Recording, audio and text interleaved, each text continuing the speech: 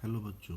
तो आज हम लोग नया चैप्टर स्टार्ट करने वाले हैं जो आप लोगों ने 9th क्लास में भी पढ़ा था थोड़ा बहुत उसके बारे में। ठीक है।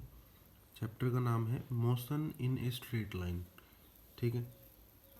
अब motion in a straight line में सबसे पहले आप लोगों को पढ़ना है रेस्ट के बारे में। ठीक है। रेस्ट क्या होता है?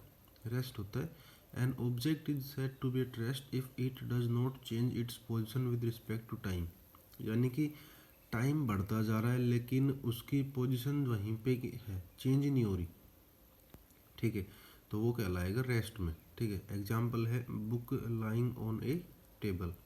ठीक है। दूसरी डेफिनेशन होती है मोशन की। ठीक है। मोशन है an object is said to be in motion if it changes its position with respect to its surrounding with respect to time.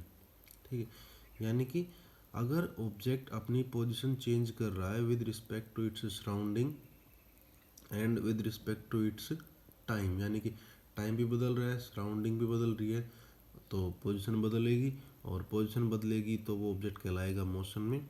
और इसका एग्जांपल क्या है? ए ट्रेन मूविंग ऑन रेल्स। ठीक है। ट्रेन का आप देख सकते हो, उसके सराउंडिंग्स के अकॉर्डिंग उसकी पोजीशन भी चेंज होती है और टाइम के अकॉर्डिंग भी उसकी पोजीशन चेंज होती है। ठीक है। अगली डेफिनेशन है रेफरेंस फ्रेम और रेफरेंस पॉइंट। ठीक है। ये कॉन्सेप्ट थोड़ा सा समझने का है। An imaginary point from where all the observations are made. यानी कि वो इमेजनरी पॉइंट होता है एक तो, और वहीं से ही हर ऑब्जर्वेशन मेजर की जा सकती है।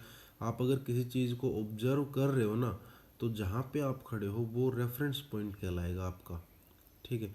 अगर आपको कोई ऑब्जर्व कर रहा है तो जो भी आपको ऑब्जर्व कर रहा है वो जहाँ खड़ा है वहाँ उसका रेफरेंस पॉइंट कहलाएगा। ठीक है। Absolute rest if an object does not change its position with respect to time when measured from any reference point. यानी कि सपोज करो कि आप लोग अर्थ के ऊपर खड़े हो। ठीक है। और तो अर्थ आपका रेफरेंस पॉइंट हो जाएगा। ठीक है। और यहाँ से आप चीज़ों को ऑब्जर्व कर रहे हो, आपको पता है कि पेड़ नहीं हिल रहा।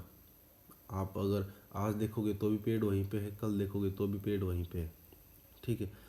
अगर ऐसे ही आप स्पेस में चले जाओ कहीं भी और वहाँ से उस पेड़ को या उस बिल्डिंग को ऑब्जर्व करते हो, तो भी अगर वो रेस्ट में है तो वो कहलाएगा रेफरेंस एब्सोल्यूट रेस्ट।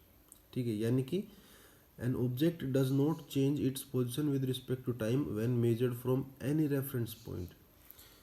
कहीं से भी इस यूनिवर्स में कहीं से भी अगर आप एक ऑब्जेक्ट को ऑब्जर्व करते हो और उसकी पोजीशन चेंज नहीं हो रही with respect to time, then object is said to be in absolute rest. ठीक है। आगे है rest and motion are relative terms. ठीक है। इसका मतलब ये है, देखो पहले मैं आपको हिंदी में बता देता हूँ कि देखो आप जैसे स्कूल से घर जाते हो, आप बस में बैठते हो। ठीक है। बस में बैठते हो तो आपके साथ 20-25 बच्चे और बैठते हैं। ठीक है। अब बस में बैठे हो, बाकी बच्चे भी बैठे हैं, आपको पता है कि किसी भी बच्चे की पोजीशन चेंज नहीं हो रही कहीं से भी, सभी के सभी रेस्ट में। लेकिन अगर आपको आपका दूसरा दोस्त बाहर से देखे तो उसको क्या लगेगा कि बस जा रही है और बस के अंदर आप लोग बैठे हो और उसके अकॉर्डिंग तो आप लोग मोशन में हो, है कि नहीं है? तो एक आदमी एक टाइम पे रेस्ट में भी हो सकता है, मोशन में भी हो सकता है। किस चीज़ पे डिपेंड करेगा? डिपेंड करेगा कि कहाँ से ऑब्जर्व कर रहे हैं, रेफरेंस पॉइंट क्या है। अंदर वाले, जब आप अंदर बैठे हुए किसी दूसरे को ऑब्जर्व कर रहे थे तो रेफरेंस पॉइंट आपका अंदर बैठे हुए आदमी का था, और जब बाहर से कोई आपको ऑब्जर्व कर रहा है तो रेफरेंस पॉइंट बाहर का हो जाएगा। ठीक है।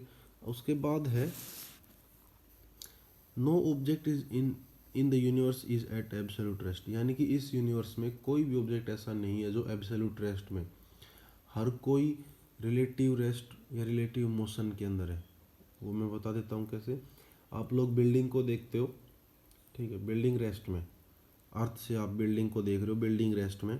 लेकिन अगर आप स्पेस में जाते हो तो आपको पता है कि अर्थ रिवॉल्व कर रही है और अर्थ रिवॉल्व कर रही है तो उसके ऊपर जो चीज़ प्रेजेंट है वो हर चीज़ रिवॉल्व कर रही है, ठीक है।